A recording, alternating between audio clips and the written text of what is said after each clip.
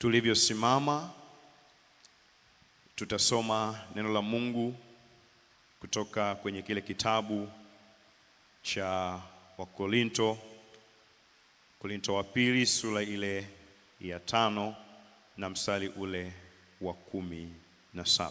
Wakorinto wa pili sura ile ya 5 na mstari ule wa 17, na Biblia inasema,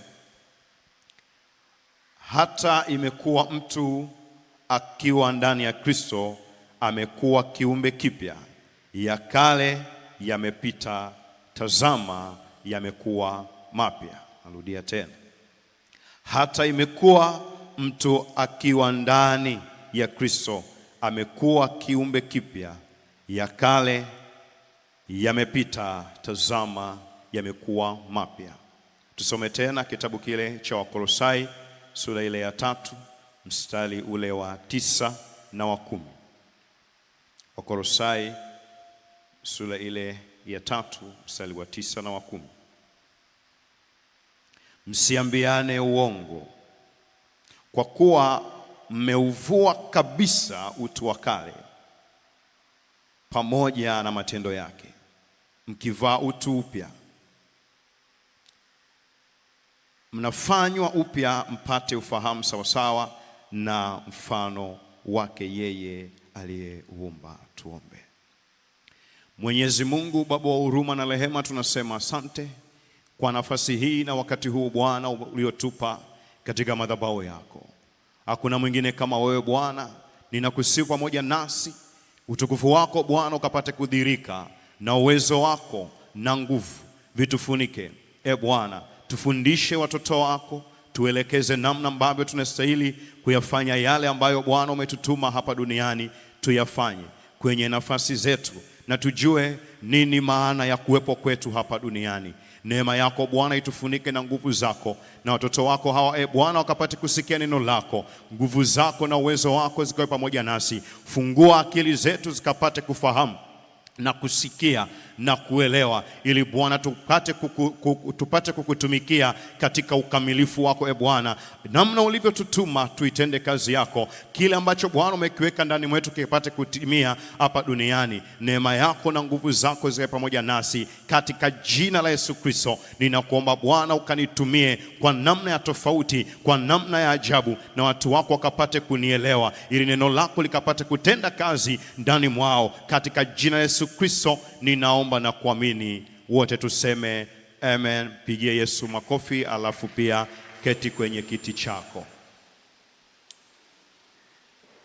Ninamshukuru Mungu sana kwa kupata neema hii na nafasi hii ya kuhudumu mahali hapa, lakini pia ninamshukuru baba yangu mchungaji Dr. Eliona Kimalo, mchungaji kiongozi, ninakushukuru sana. Lakini pia na mchungaji Ana, namshukuru sana, na wainjilisti na baraza la wazee na viongozi wote mahali hapa wanaotenda kazi pamoja. Tumtukuze Mungu kwa ajili yao. Lakini pia namshukuru mwalimu aliyemaliza zamu, mwalimu na mwinjilisti Paul Lingo aliyekuwa na utume katika zamu iliyopita. Jina langu ninaitwa mwalimu na mwinjilisti Easter Ndianabo. Mwalimu na mwinjilisti Easter Ndianabo. Kichwa cha somo ambao tutatembea nacho wiki hii kwa neema ya Bwana nacho kinasema, uvue utu wa kale unaozuia kusudi la uwepo wako. Uvue utu wa kale unaozuia kusudi la uwepo wako. Uvue utu wa kale unaozuia kusudi la uwepo wako. Na neno la Mungu litakalotutangulia, neno kuu, ni lile ambalo tumelisoma kutoka kutoka Wakorinto wa pili sura ile ya 5 mstari wa 17 Hata imekuwa mtu akiwa ndani ya Kristo amekuwa kiumbe kipya, ya kale yamepita, tazama yamekuwa mapya. Bwana Yesu asifiwe. Tunaposema habari ya utu na kuvua utu wa kale unaotuzuia lile kusudi ambalo Mungu ameliweka ndani mwetu. Kila mtu aliyeko hapa duniani amebeba kusudi. Kila mtu ana kusudi. Lakini kuna namna ambavyo kusudi la mtu linaweza kuzuiliwa. Na kitu ambacho kinazuia mara nyingi kusudi la mtu kuwepo kwenye eneo fulani ni utu wa kale. Tunatamani tujifunze, na baada ya kujifunza tujue namna ya kuvua ule utu wa kale ili tuwe watu wapya. Hivi lile kusudi lile ambalo Mungu ameliweka ndani mwetu na lile kusudi la kuwepo kwetu lipate kudhirika. Kuna watu ambao wako kwenye maeneo fulani lakini ni kama vile hawapo. Una cheo fulani lakini ni kama vile haupo, hatukuoni. Inawezekana ule utu wa kale umekuzuia, umekukamata, hata uwepo wako hauonekani kwenye eneo ulilopo. Bwana Yesu asifiwe. Kwa tunapozungumza habari ya utu wa kale, kuna matendo yake ambayo yanadhihirisha kwamba matendo haya ndiyo utu wa kale. Hapa anasema mkivaa utu upya. Mkivaa utu upya. Kwa Biblia inapotuambia kwamba mtu akiwa ndani ya Kristo amekuwa kiumbe kipya, kwa kuna vitu ambavyo vinafanyika, au kuna namna ambavyo tutakuona na tutajua kwamba kweli huyu yumo ndani ya Kristo. Kuna vitu ambavyo vinafanyika ndani mwako ili uonekane kiumbe kipya. Lengo la somo ni Mungu kukusaidia kubadilisha utambulisho wako. Mungu kukusaidia kubadilisha utambulisho wako uliotengenezwa na mfumo wako wa kufikiri. Lengo la somo ni Mungu kukusaidia kubadilisha utambulisho wako uliotengenezwa na mfumo wako wa kufikiri. Kitabu kile cha Mithali sura ile ya 23 mstari ule wa 7, Biblia inasema, maana aonavyo nafsini mwake ndivyo alivyo. Maana aonavyo nafsini mwake ndivyo alivyo. Hebu tuangalie jambo fulani hapa katika habari ya mtiririko wa fikra.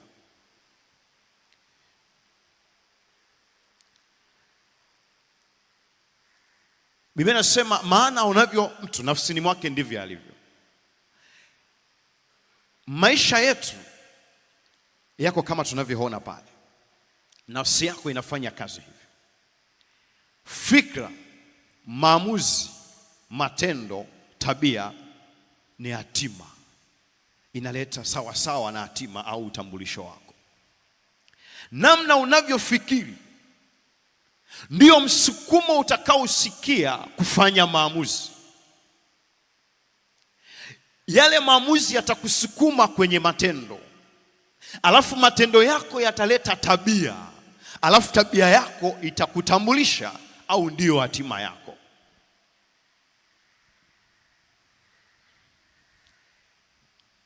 Hebu tuangalie picha fulani hapa.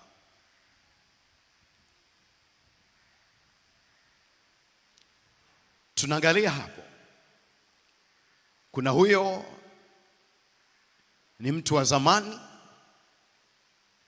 na tunaona mtu mwingine sasa wa kisasa. Tunaongelea habari ya fikra. Zamani tulikuwa tukitumia majani ya mgomba kwa ajili ya kuzuia mvua.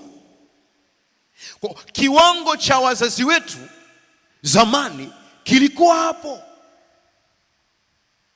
na waliona hiyo ndo suluhisho la mtoto kwenda shuleni. Namna walivyofikiri ndivyo walivyofanya, wakafanya maamuzi ya kumtafutia mtoto jani la mgomba ili aende shuleni. Lakini leo hatuwezi kufanya hivi kwa sababu tumekuwa watu wapya. Leo tukiona mtoto anaenda hivi tunaanza kufikiri mara mbili. Kwa kiwango chao kilishia hapo, lakini kwa sasa tunaweza tukaona namna ambavyo mtoto anavyoweza kwenda shuleni. Mambo yamebadilika, ana mwavuli wake, ana raincoat, ana buti nzuri kabisa. Kwa tukiona mwanao anaenda sasa hivi shuleni, tutaanza kujiuliza huyu mtu yukoje? Kwa hiyo hatima ya wazazi wetu, hatima ya zamani ilikuwa hivyo na hatukuwa na shida yote. Tuangalie jambo lingine la pili pale, picha ya pili. Haya. Zamani tulikuwa tukitumia usafiri huo, na barabara zetu zilikuwa vile.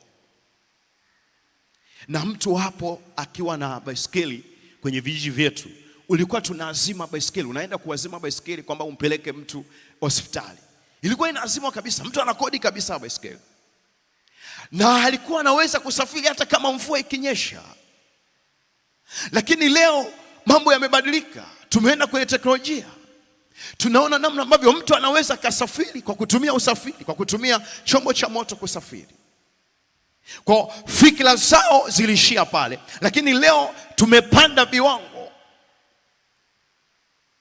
Kwa hiyo kiwango chako cha kufikiri ndicho kinachoamua maisha yako. Kiwango chako cha kufikiri ndicho kinachoamua maisha ulionayo. Narudia tena, kiwango chako cha kufikiri ndicho kinachoamua maisha ulionayo. Kuna mambo hapa ambayo tunataka tujifunze kidogo. Mambo mawili katika somo hili ambalo nitafundisha. Lazima tuzingatie mambo haya mawili ya kuzingatia kabisa. Jambo la kwanza, kuishi kiroho bila kutumia akili ni sawa na kuendesha chombo cha moto bila breki. Kuishi kiroho bila kutumia akili ni sawa na kuendesha chombo cha moto bila breki. Ukiendesha chombo chochote cha moto, iwe gari, pikipiki, unaweza ukafika unapotaka kwenda, lakini hapa katikati kuna vitu unaweza kuvisababisha. Unaweza ukasababisha ajali. Kwa hiyo unapotaka kuendesha chombo chako lazima kwanza ukague kama una breki. Watu wengi wanatumia roho. Watu wengi wanatembea katika maisha ya kiroho, lakini hawataki kutumia akili. Mungu ametupa akili ili tuzitumie. Utakapoona maisha yako unayapeleka kiroho bila kutumia akili, kuna tatizo. Kitabu kile cha Wakorinto wa kwanza sura ya 14 mstari wa 14 na 15. Biblia inasema, maana nikiomba kwa lugha, roho yangu huomba, lakini akili zangu hazina matunda. Imekuwaje basi nikiomba kwa roho, tena nitaomba kwa akili? Nikiomba kwa roho, tena nitaomba kwa akili pia. Mtaimba kwa roho, tena mtaimba kwa akili pia. Kwa unapoomba kwa roho, tumia na akili zako kuomba. Unapoimba kwa roho, tumia na akili pia. Ukiacha kimoja, mambo hayatakwenda. Roho na akili vinafanya kazi pamoja. Haupasi kuacha kimoja wapo, tembea navyo vyote. Mtume Paulo anasema, nitakapokuwa nikiomba, nitaomba kwa roho, lakini pia nitaomba kwa akili pia. Kwa utakapoona unaomba bila kutumia akili, ni kama unaendesha chombo cha moto bila breki. Kwa chunga sana namna unavyoomba na namna unavyoishi. Hapa nimeongeza kitabu kile cha Ayubu sura ile ya 32 mstari ule wa 8. Nafikiri kule Tohama hawapo, lakini ukipata itatusaidia. Kitabu kile cha Ayubu 32 mstari ule wa 8. Biblia inasema, lakini imo roho ndani ya mwanadamu, na pumzi za Mwenyezi huwapa akili. Lakini imo roho ndani ya mwanadamu, na pumzi za Mwenyezi huwapa watu akili. Unapoomba kiroho, ndani mwako kuna akili. Mungu amekupa roho, lakini pumzi yake ile aliyokupulizia unakuwa na akili. Kwa usitumie roho ukasahau akili. Haleluya. Nipungie mkono namna hii, mwambie rafiki yako kwamba usitumie roho na ukasahau akili. Kwa hiyo unapotumia roho, kumbuka kutumia akili. Maana imesema, lakini imo roho ndani ya mwanadamu, na pumzi za Mwenyezi huwapa watu akili. Jambo la pili.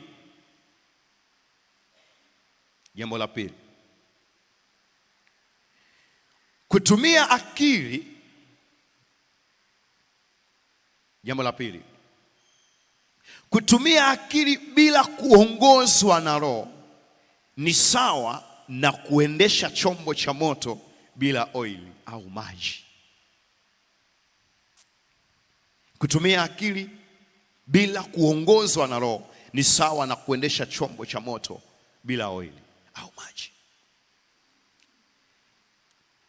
Wale wanaoendesha magari lazima hakikishe kwamba kuna oili ya kutosha, kuna maji. Ukiendesha chombo cha moto, ukiendesha gari bila maji au oili kwenye injini, kitatokea nini? Hakuna oili kabisa, oili imeisha, lakini pia hakuna maji. Kipi kinatokea? Halo? Injini itapata shida. Kwa lazima uvitumie vyote viwili, akili na roho. Hebu sema akili na roho. Akili na roho lazima vitumike kwa pamoja. Hebu tuangalie mfano wa mtu aliyetumia akili akasahau kutumia roho. Kitabu kile cha Samueli wa pili mstari ule wa 13, sura ile ya 13 mstari wa 1 hadi wa 7. Samueli wa pili 13 mstari ule wa 1 hadi wa 7. Biblia inasema, ikawa baada ya hayo, Absalom mwana wa Daudi alikuwa na umbu mzuri, jina lake akiitwa Tamari, naye Amnoni mwana wa Daudi akampenda. Mstari wa pili, akasononeka Amnoni hata akaugua kwa ajili ya umbu lake Tamari, maana huyu msichana alikuwa mwanamwali. Amnoni akaona ni vigumu kumtendea neno lolote. Lakini Amnoni alikuwa na rafiki yake jina lake Yonadabu mwana wa Shamu nduguye Daudi, naye Yonadabu alikuwa mtu mwelevu sana. Alikuwa mtu mwelevu sana. Tembea nalo kama una Biblia yako, hebu pigilia mstari pale. Alikuwa mtu mwelevu sana. Naye akamwambia, kwa nini mwana wa mfalme unakonda hivi siku kwa siku? Hutaki kuniambia? Amnoni akamwambia, nampenda Tamari umbu la ndugu yangu Absalom. Yonadabu akamwambia, lala kitandani mwako, ujifanye mgonjwa, na baba yako atakapokuja kukutazama umwambie, mwache ndugu yangu Tamari aje na kusii, anipe mkate nile. Akaenda akaandae chakula machoni pangu, nikione nikakile mkononi mwake. Basi Amnoni akalala akajifanya mgonjwa. Na mfalme alipokuja kumtazama Amnoni, alimwambia mfalme,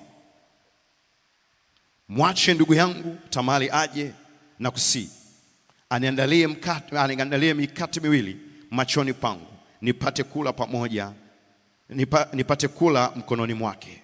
Mstari wa 7, basi Daudi akatuma mjumbe aende nyumbani kwa Tamari, akasema, enenda sasa nyumbani kwa Amnoni ndugu yako umwandalie chakula.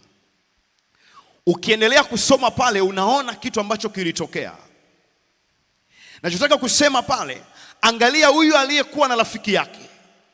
Biblia inasema alikuwa mwelevu sana, alitumia akili kumshauri Amnoni, lakini ushauri wake ulikuwa ni mbaya sana. Na ndivyo inavyotokea hata kwetu. Kuna watu ambao tuna marafiki zetu wanatushauri na tunaona wana akili sana, lakini kwa kweli ushauri wao hapana, unatupoteza. Kwa lazima uwe makini kwa ushauri unaoshauriwa na mwenzako. Sio kila rafiki yako anachokuambia lazima ukiishi, lazima ukitekeleze. Hapana. Huyu alitumia akili lakini akasahau kutembea na Roho. Akamtendea ubaya ndugu yake. Kwa jambo katika hali ya kawaida haiwezekani mtu kukushauri kulala na ndugu yako. Matendo mangapi ambayo tunayaona duniani yanayotokea mabaya sana, lakini watu wanaona ni wajanja, wanatumia akili, wanasahau kutumia Roho. Bwana Yesu asifiwe. Bwana Yesu asifiwe sana. Ukiangalia pia mfano wa pili, binti Herodia. Kitabu kile cha Marko sura ile ya 6 mstari ule wa 23 na 24.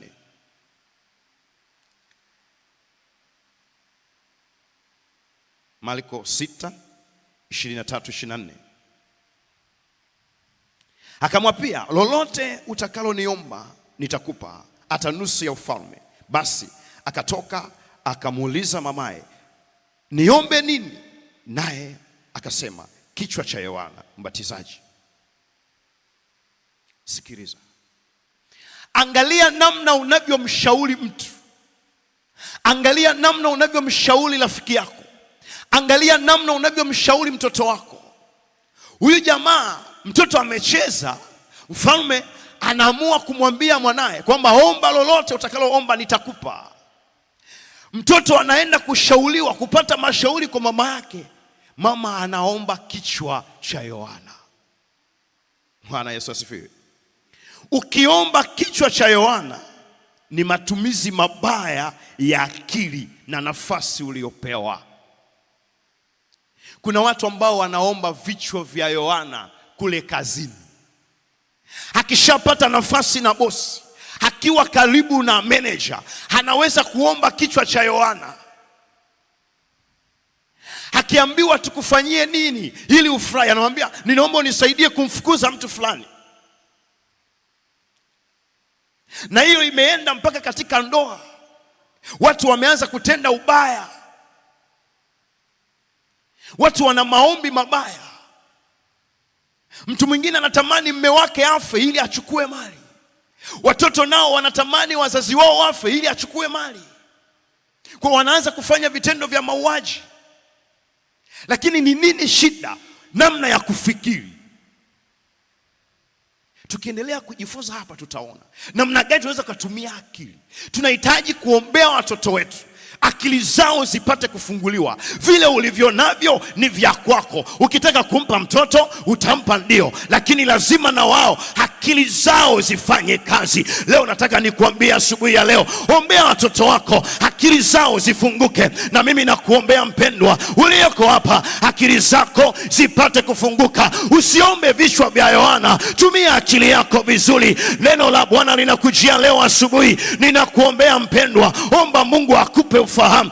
Omba Mungu akupe akili, watoto wako wakapate akili, wasiangalie namna ya kukuondoa duniani. Hapana, watafute namna ambavyo wanaweza wakapata msaada kwa kile ulicho nacho. Wako wapi watu ambao wananielewa, wanamwambia Bwana, ninaombea watoto wangu wawe na akili, wawe na uwezo wa ufahamu, wawe na akili, wawe na uwezo wa kufikiri. Hatutamani kuishi maisha ya kufanya matendo maovu ili tufanikiwe. Kuna watu wengi ambao ili wafanikiwe wanatafuta namna ya kumuondoa mtu duniani ndipo wafanikiwe. Hapana, tunahitaji kuomba sana juu ya fikra zetu na akili zetu. Tunapoenda kuomba, tuta ajenda mbili hapa, tuende kuomba. Ajenda ya kwanza, kuombea akili kama uwanja wa vita. Kuombea akili yako kama uwanja wa vita. Kitabu kile cha Waefeso 4:18 Biblia inasema, ambao akili zao zimetiwa giza, nao wamefalikishwa na uzima wa Mungu kwa sababu ya ujinga uliomo ndani yao, kwa sababu ya ugumu wa mioyo yao. Kwa tunapoenda kuomba hapa, hebu nenda mbele za Bwana. Akili ndio uwanja wako wa vita. Akili yako ikifunguka, fikira zako zikifunguka, maisha yako yanafunguka. Nami natamani akili zako leo zifunguke, akili za mtoto wako zifunguke, akili yako ifunguke, ili fikira zako pia zifunguke, upate kufikiri vizuri, alafu uone mabadiliko. Jambo la pili, fikira